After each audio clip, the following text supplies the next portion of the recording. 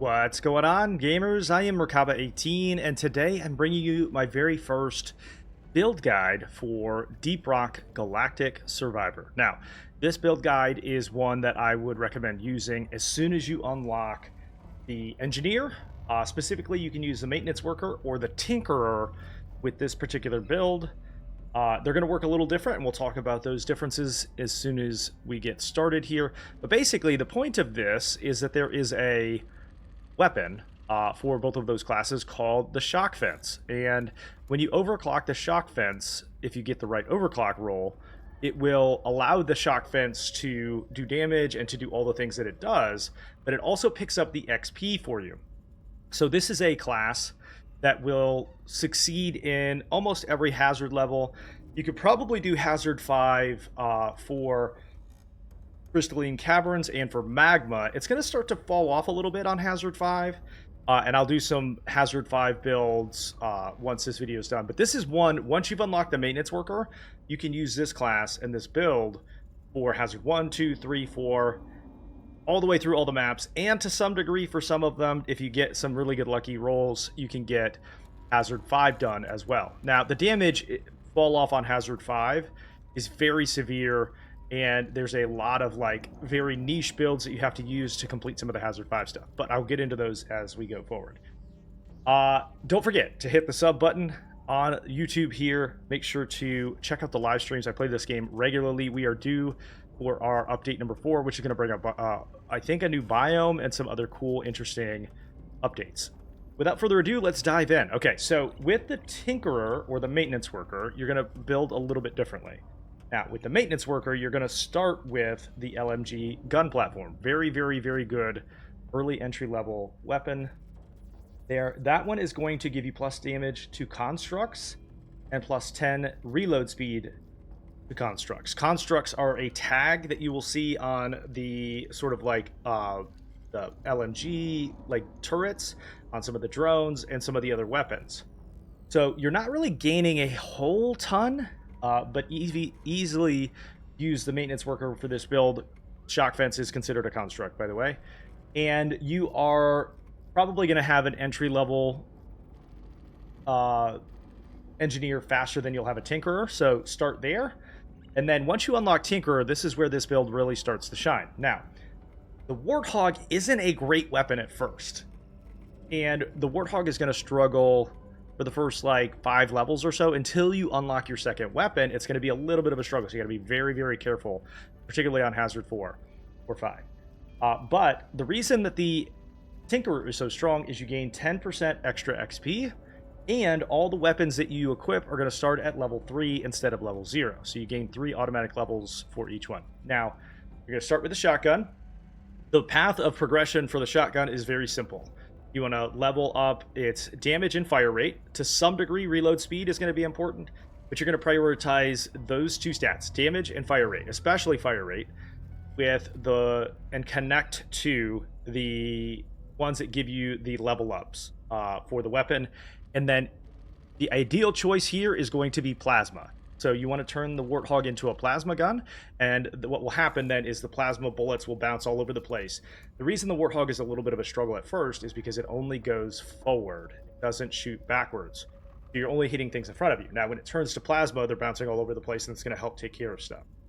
So that is your base weapon. You're going to prioritize getting that one to plasma, and then your second weapon choice, ideally, and you want to try to re-roll until you get it, is the shock fence. And then once you unlock the shock fence, you're going to level that all the way up to 18 using there's an overclock that allows it to pick up XP. Now, critically, it's important to remember pickup radius does affect the shock fence.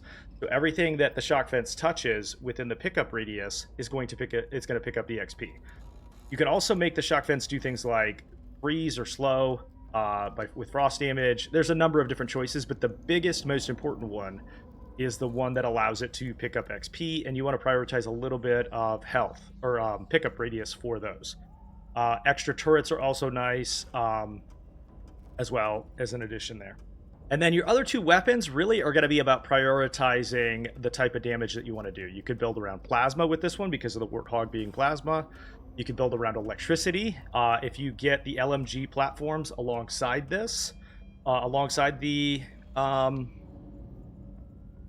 shock fence, you can have the electricity bounce all the way across each of the different platforms.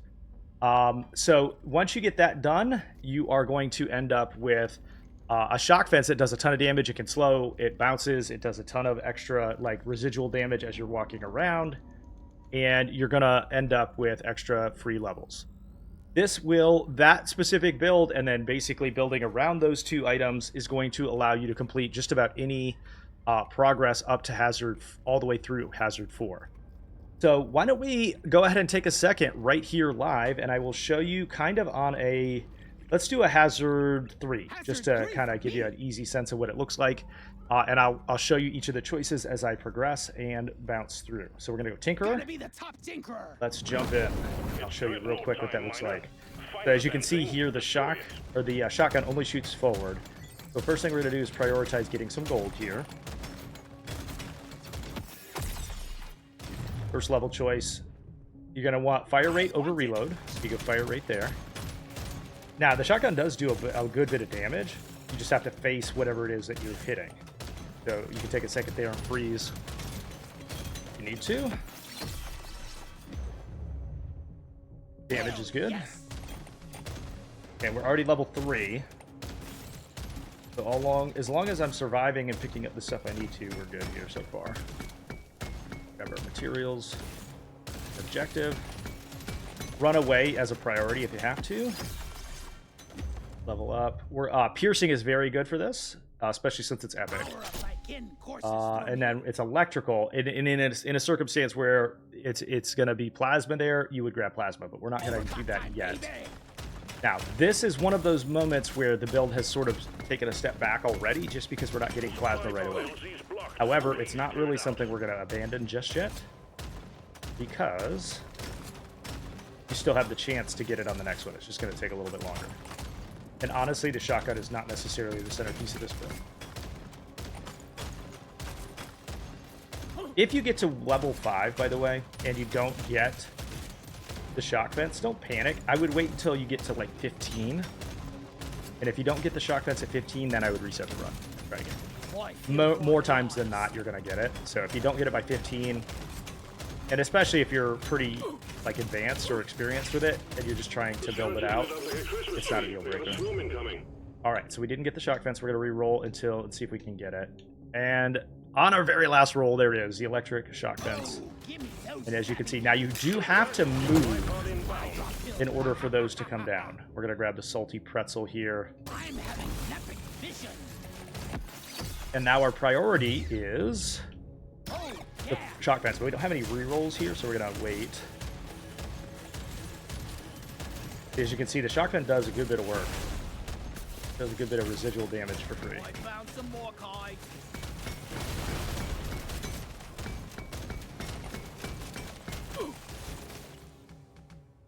Sorry, I was looking for my dog. He's making sure he's not eating any cables. He's hanging out with me in the office today. Okay, so we're going to prioritize the potency there. Potency for electricity specifically is going to activate the crit strike chance, or it's going to make it more likely that you crit with electricity. Let's re-roll because we got to get the shock fence overclock first. The more often we can do that, the better. Damage to all is fine. No more re-rolls. Reload speed. Okay, so we did not on the first roll. This is where you would pick, if it came up, you would pick the option to have it pick up XP for you. Unfortunately, we did not get that. We did get the slow, which is great. So again, we're not resetting, we're not panicking. This is just not the ideal build setup for this. It will work. In most circumstances, you're going to be able to progress pretty well. You don't see these every day. It's just going to take a little bit longer. And as you can see, on Hazard 3, it handles it pretty well. You do want to target, especially as you get into Hazard 4, you want to have like more than 300 to 400 health for Hazard 4, and then 400 to 500 health or more for Hazard 5. So we do want to prioritize some health there. And as you can see, it just fries everything. And what's beautiful about it is it eventually will pick up XP for you. just imagine that the shotgun shells are bouncing in purple. It really is a great, like, solid build. Once we get to 12, we'll have another option for the overclock, so we'll see what happens.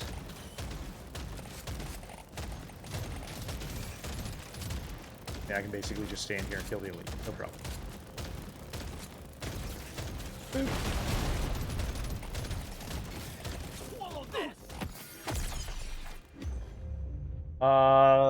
In this particular case, we are going to take the breach cutter because we eventually want to have a plasma. We're going to just make the choice to go plasma here. We could go the other direction and go electric if we wanted.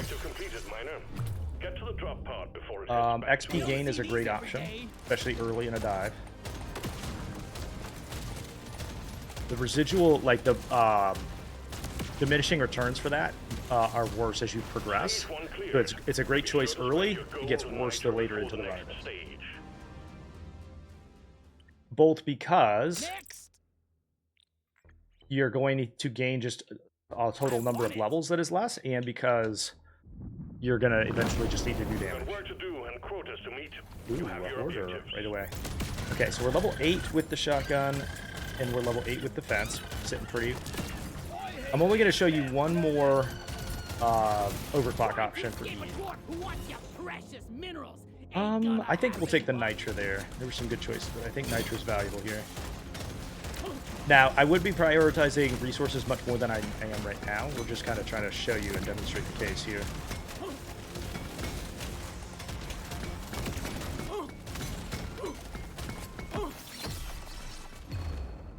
Reroll. They really do not want to give me the choices for the shock vents, do they? This is why I would say, like, if I were doing Hazard 4, for example, right here, I would probably reset the run. Just because, like, we're almost halfway through the run. And we haven't gotten the choices we need. And even still, you can kind of see we're doing well enough. Can't drop supplies for you yet. Prep the landing zone for impact. Grab this. Clear this.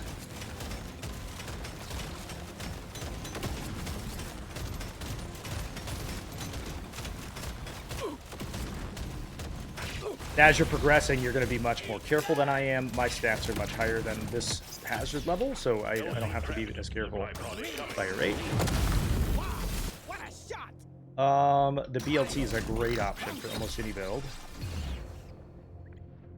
Even my shock fans. They don't want to give it to me. That's okay.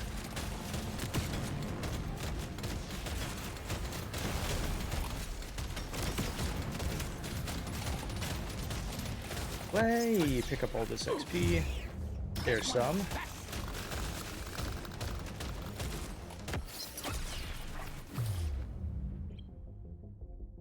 We'll take the 12 armor, sure. Big swarm detected. Buggerman, get ready. Now, as you're making choices, you want to kind of like assess what it is the build is trying to accomplish. I would say there's only a few stats that I would completely avoid, and those are like health regen, not necessarily going to help you that much. I would say crit and crit chance, or crit damage and crit chance is one of the lower level stats for most builds, except electricity maybe. And you want to prioritize overclocking your weapons and defenses that are going to help keep you alive, like health or armor. Or movement speed, or if your class is like slow, if it's taking some kind of negative stat like juggernauts or heavy gunners don't mine as quickly or move as fast. You're going to want to prioritize that, giving them some sense. Okay, so you can see we've chosen the plasma shotgun. Now it's going to start to bounce around off walls, and the build is really going to start to come together because it just annihilates everything. Roll reload speed. Okay, we have 2 more levels on the shock fence. Since we are going plasma, we'll go to plasma grenade.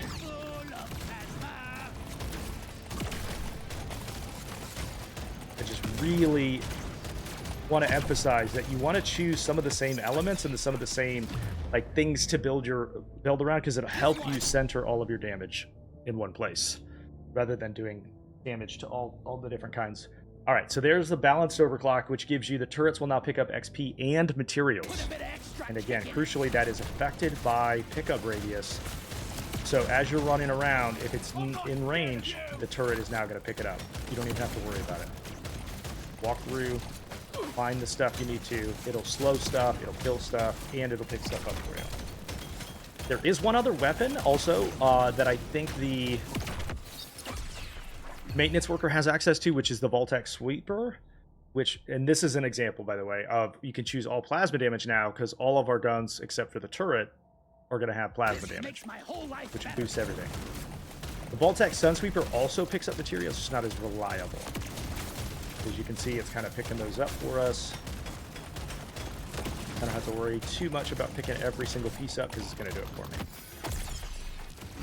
And as I said, this build is going to help you in almost all circumstances. So I hope you enjoyed this basic demonstration. If you have any specific questions, make sure to let me know in the comments below. And look for some more end game and more entry level builds in the near future. Thank you so much for watching.